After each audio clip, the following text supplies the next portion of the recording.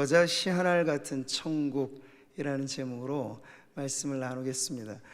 오늘 장학금 사역이 있어서 아주 자연스럽게 다음 세대 이 중고등부 이상 자녀들과 함께 오후 찬양 예배를 드리니까 평균 연령이 확 떨어졌죠. 너무 보기 좋습니다. 오늘만 아니고 앞으로도 보니까 우리 중고등부 교사들도 오늘 특송을 했잖아요. 내일부터 뭐가 있죠? 네, 말씀 부흥 집회가 있는데 우리 장년들만의 은혜 잔치일까요? 아니고 우리 중고등부 이상 대학 청년 모든, 그래서 전 세대가 함께 은혜 받는 자리이니까 중고등부 교사분들은 책임감을 갖고, 나 혼자 오는 건 기본이지만 우리 반에 속한 아이들도 내 옆에 딱 끼우고 앉아서 은혜 받게 하리라. 아멘?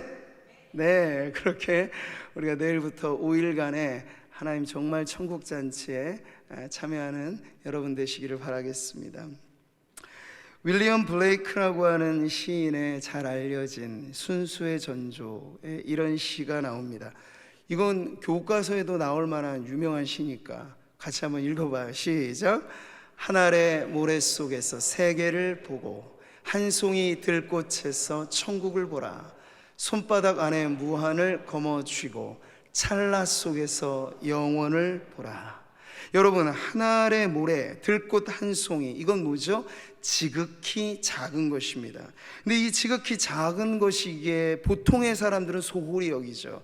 미천하게 생각합니다. 그러나 시인의 눈에서 보니까 이 들꽃 한 송이에 온 세계의 오묘한 질서가 보이는 거예요. 모래 한 알 속에서도 그런 이치를 보게 되는 거죠. 저는 오늘 우리가 살아가는 세상은 너무 거대한 이야기들이 많은 것 같아요.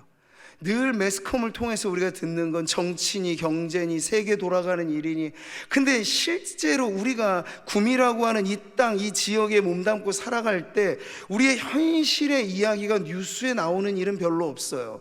그러니 뭡니까? 거대한 이야기 속에 파묻혀 소소한 우리의 실질적인 삶의 내용들이 빠져가는 거예요. 근데 여러분, 복음은 무엇일까요? 그냥 거대하게 뭔가 거창한 이야기들로만 나오겠는가? 그게 아니고요, 천국의 뉴스는 이 시인보다도 더 예리한 관찰력으로 지극히 작은 것 하나에서 하나님의 위대한 진리를 발견해 주시는 예수 그리스도로 말미암아 오늘도 우리에게 전하여지는데요, 바로 그 진리가 겨자씨 한 알 안에 담겨있는 천국의 비유에 나오는 것입니다. 자, 여러분, 마태복음 13장 안에는 천국 비유로 알려져 있는 비유의 다발이에요. 이 13장 그래서 유명한 장인데, 씨 뿌리는 비유, 밭에 가라지 비유, 누룩 비유, 밭에 감추인 보화 비유, 물고기를 모으는 그물 비유, 모든 것이 다 천국을 알리는 비유로서 각각의 이야기들이 모여 있습니다. 근데 예수님께서 여러분 왜 천국을 가르쳐 주실 때 철학적으로 과학적으로 그렇게 말씀하시지 않고 이렇게 비유의 방식으로 가르쳐 주셨겠는가? 그것은 여러분이 천국이라고 하는 개념이 너무나 크고 너무나 풍성하기 때문에 어느 하나의 이론으로, 어느 하나의 가설로 이렇게 말할 수 없어서 예수님은 아주 실질적인 사물에 빗대어 천국의 진리를 전해주신 거예요. 그러니까 예수님께서 이 복음서에서 나와 있는 비유의 방식을 선택하실 때는 바로 그러한 목적이 있는 거죠. 여러분, 비유를 가지고 예수님 말씀하셨을 때 오늘 13장에 이런 말씀이 나오죠. 같이 봅니다. 내가 입을 열어 비유로 말하고 창세부터 감추인 것들을 드러내리라 함을 이루려 하심이라. 비유의 방식을 취하신 이유는 지극히 작고 사소해 보이는 일들, 역사 혹은 사물 안에 예수님께 아주 기막히게 하나님의 섭리를 발견해내시고 그것을 전하는 도구로 이 사물을 택하여 말씀을 하신 거예요. 자, 그런데 비유에는 또 하나의 기능이 있으니 바로 이것이죠. 천국의 비밀을 아는 것이 너희에게는 허락되었으나 그들에게는 아니 되었나니.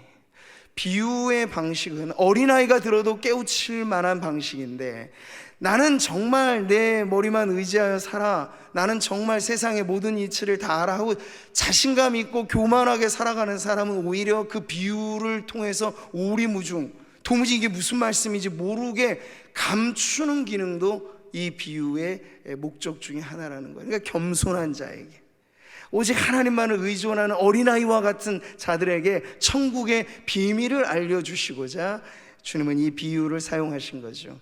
근데 여러분, 이단 중에 신천지가 제일 잘 사용하는 방식이 뭐예요? 비유풀이죠. 근데 그네들의 비유풀이라는 건 뭐 볼 것도 없어요, 들을 것도 없어요. 이만이라고 하는 교주가 그거 어떻게 저렇게 말할까 싶은데도 이리저리 끼워 맞추면서 마치 퍼즐 조각 끼워 맞추듯이 이리저리 가져와가지고 교주의 생각 하나로 이거 그냥 얼토당토 않게 만들어낸 게 신천지가 말하는 비유풀이에요.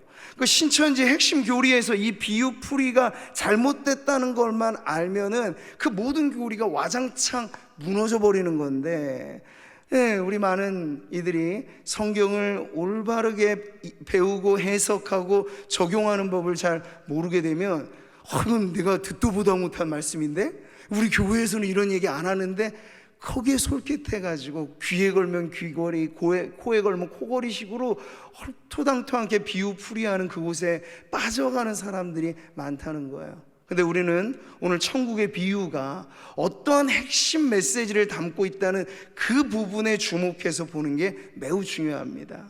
뭐 비유에 나와 있는 모든 걸 하나하나 다 이상하게 다 끼워 맞춰서 이건 저 뜻이야, 이건 요 뜻이야 이러라고 주님이 비유를 들어 말씀하신 게 아니고, 그 안에 하나의 핵심적인 내용의 이 천국의 비밀을 알려주셨다는 거예요. 자, 그 가운데 겨자씨 한 알의 비유가 나오는 거죠.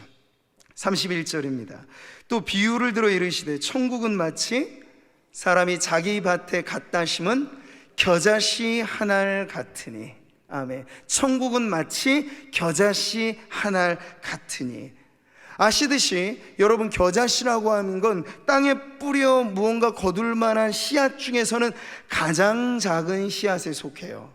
근데 겨자씨 중에서도 지금 예수님은 손에도 안 잡힐 그 한 알, 겨자씨 하나를 가지고 천국이라고 하는 어마어마한 진리를 지금 말씀해주고 계신 거예요. 그러니까 그 자체가 어울리지 않을 것 같은 두 개념인데, 어떻게 주님은 그 천국의 위대한 비밀을 이 겨자씨 한 알에 담아서 말씀을 하시는 걸까요? 여기 바로 극과 극의 대조가 매우 중요한 강조점이라는 게 나옵니다. 32절 말씀이죠. 이는 모든 씨보다 작은 것이로되 자란 후에는 풀보다 커서 나무가 되매 공중의 새들이 와서 그 가지에 깃들이느니라. 아멘. 아주 작은 이것이 심겨져 발아되고 싹을 틔워 자라기 시작하게 돼서 완성체가 되면요, 그 어떠한 식물 못지않게 거대하게 자라간다라고 하는 이 비약적인 성장, 자라남의 완성, 이게 바로 겨자씨 한 알에 담겨져 있는 핵심의 내용인데, 바로 예수님은 그 내용을 가지고 천국을 가르쳐주고 있는 거예요. 자, 여러분, 천국, 우리가 생각할 때 좀 막연할 수 있잖아요. 죽어서 가는 나라? 내세적인 개념? 근데 천국에 대한 가르침 중에 신약 성경을 우리가 읽어보게 되면 상당 부분이 내세에 관한 천국만이 아니라 우리가 살아가는 동안 경험하게 되는 하나님의 통치고 하나님의 백성들의 이야기고, 바로 그러한 천국에 대해서 많이 말씀을 해 주셨어요. 자, 그래서 우리가 교정해야 될 천국에 대한 잘못된 개념에 대해서 예수님 누가복음에서 이렇게 말씀하셨죠. 다 같이 읽습니다. 하나님의 나라는 볼 수 있게 임하는 것이 아니요 또 여기 있다 저기 있다고도 못하리니 하나님의 나라는 너희 안에 있느니라. 아멘. 여러분, 이 천국의 개념을 우리는 정말 성경이 비유를 통해서 설명을 통해서 이렇게 가르쳐 줄 때 그 전체를 종합해 보면 그게 엄청나다라고 하는 사실을 알아요. 근데 그 엄청난 천국이 시작부터 그랬을까? 아니라는 거예요. 그 시작은 모든 시 중에 작은 시, 겨자씨 중에서도 하늘 같은 그 작고 미미한 것에서부터 천국의 위대한 역사가 시작된다는 걸 주님은 말씀해 주시는 거죠. 이 당시 여러분, 유대인들이 대망했던 메시아는 어떤 사람이었겠습니까? 로마의 철통 통치로부터 우리를 해방시켜 줄 사람, 그네들이 꿈꿨던 메시아는 그랬어요. 그래서 로마라고 하는 제국보다 더 강력한 메시아의 왕국을 일으켜줄 실질적인 리더를 그들은 원했거든요. 그러니 그들이 꿈꿨던 천국은 강력한 통치나 어떤 강력한 영토나 이 모든 것들이 실물화되고 눈에 드러나는 방식이기를 바랬던 건데, 예수님께서 오늘 말씀하시잖아요. 그런 방식으로 임하는 게 아니고 천국은 너희 안에, 제자들 안에, 교회 안에, 성도들의 모임 안에, 두세 사람이라도 내 이름으로 모인 그들 안에 내 천국이 임하고 천국이 시작된다고 말씀하시는 것이죠. 지금도 많은 사람들은 세속적인 야망으로 천국을 꿈꾸기도 합니다. 크리스천덤이라고 하는 말, 기독교 국가라고 하는 개념이 예전에는 그렇게 이해가 됐어요. 그래서 무력을 동원해서라도 복음을 전한다, 이게 이제 그 시대의 방식이었는데요. 정말 하나님이 원하시는 천국은 그러한 힘과 힘의 논리대로 펼쳐지는 것이 아니고 보이지 않게 아주 미비하게 작게 시작되지만 결국에 가서는 초대교회의 역사가 증명하듯이 로마가 힘 대 힘의 논리로 무너진 게 아니잖아요. 사랑의 복음으로 로마라고 하는 거대한 제국이 뒤집어진 거죠. 그네들은 교인들에게, 교회에게 했던 것은 핍박밖에 없었습니다. 얼마나 잔인하게 고문할까, 어떻게 하면 죽을 만큼 고통을 오래 맛보게 하면서 고문을 시킬까, 이게 로마의 황제들이 초기 기독교 교인들에게 했던 잔혹한 일이었어요. 근데 그 모든 순환과 고난을 감당하면서, 인내하면서, 그럼에도 불구하고 저주하지 않고 축복하면서 사랑의 복음을 전했을 때 그들이 칼로도 이길 수 없고 무력으로 장악할 수 없었던 그 놀라운 역사가 복음으로 말미암아 로마라고 하는 거대한 제국의 변화를 일으키게 된 것이죠. 사랑하는 성도 여러분, 오늘 저는 이 말씀을 통해서 하나님 천국의 주인 되신 우리 하나님의 방식을 배워야 한다고 믿습니다. 여러분, 천국이 실제로 이 땅 가운데 정말 구체화돼서 완성으로 가게 되는 그 첫 출발이 뭐겠습니까? 예수님이 이 땅에 오심으로부터. 회개하라, 천국이 가까이 왔느니라. 복음의 선포로부터 예수님의 사역이 천국을 실제화시켰다 볼 때, 근데 예수님의 방식이 어떻습니까? 예수님은 화려한 왕궁이 아니라 초라한 구유의 나심으로 출발했습니다. 사람들의 인기를 한 몸에 받는 방식이 아니라 언제나 주님은 숨어 가시고 사람들이 자신을 추켜 세우는 것에 대해서 그다지 달가워하지 않으셨어요. 왜냐? 예수님이 이루시는 천국의 방식이라 십자가의 죽음으로 완성되는 것이기 때문에 그렇죠. 네, 천국의 원리가 여기 있습니다. 과시적이고 위대해 보이고 힘으로, 그게 아니고 자신의 희생과 섬김과 나눔과 사랑으로 완성되어지는 것이 천국이라고 하는 걸 예수님은 자신의 생애를 통해서, 죽으심과 다시 사심을 통해서 보여주신 것이죠. 로마에 가면 로마의 법을 따르라 하였듯, 여러분, 우리는 천국 백성으로 살아갈 때 이 천국의 원리를 알아야 합니다. 크게 시작하지 않아요. 언제나 천국은 겨자씨와 같이 출발합니다. 그 작은 것에서 하나님께서는 앞으로 일어나게 될 비교할 수 없이 놀라운 일들을 이어가신다 하는 거죠. 천국의 시작과 마침은 바로 이와 같습니다. 겨자씨 하늘 같은 천국, 이건 무슨 천국일까요? 우리가 장래에 누리게 될 완성된 의미에서의 새하늘과 새 땅, 새 예루살렘성, 이런 계시록이 보여주는 완성된 천국은 어마어마한 나라이겠죠. 근데 이 땅 가운데서 경험하고 우리가 확장시켜 나갈 천국은 겨자씨 하늘 같은 천국이에요. 큰 천국만이 아니라 우리는 바라보되 작은 천국을 또한 놓치지 말아야 합니다. 작은 천국. 우리가 홀대하며 스쳐 지나가게 되는 작은 만남들, 우리가 의미 있게 하지 않고 그저 건성으로 하게 되는 작은 일들, 여러분 거기에 천국의 의미가 담겨져 있다는 걸 잊어서는 안 됩니다. 우리가 예수님의 눈으로만 볼 수 있다면 겨자씨 하나도 작다고 소홀히 여겨 내팽개치고 버릴 만한 문제가 아니라 이 안에서 시작된 하나님의 나라가 있다는 것을 알게 되겠지요. 바로 그 주님의 시선으로, 세상이 보는 시선은 여전히 유명하고 화려하고 거대하고 이런 것들을 꿈꾸지만, 우리가 꿈꾸는 하나님의 나라는 그런 모습이 아니고, 사람이 많든 적든 교회는 거룩한 공동체이기 때문에 이 세상과 다르다라고 하는 걸 드러내 주어야 한다는 거죠. 주님 말씀하셨어요. 적은 무리여 무서워 말라. 너희 아버지께서 그 나라를 너희에게 주시기를 기뻐하시느니라. 아멘. 큰 무리여 아니에요. 적은 무리여. 다만 몇 명이 모이더라도, 여러분, 우리가 많은 성도들이 모여서 많은 사역을 한다고 의시될 만한 이유가 있겠습니까? 아니에요. 우리는 많이 있기 때문에 그만큼 많은 책임을 지고 있을 뿐입니다. 그러나 우리 주변의 이웃에 정말 개척한 지 얼마 안 되는 적은 수의 성도들이 있다고 얕잡아 보셔도 안 되고, 하대해서도 안 되고, 우리는 그 안에서도 동질의 하나님의 나라를 함께 꿈꾸는 백성으로서의 연대감, 유대감을 갖고 하나됨을 이루어야 하는 줄 믿습니다.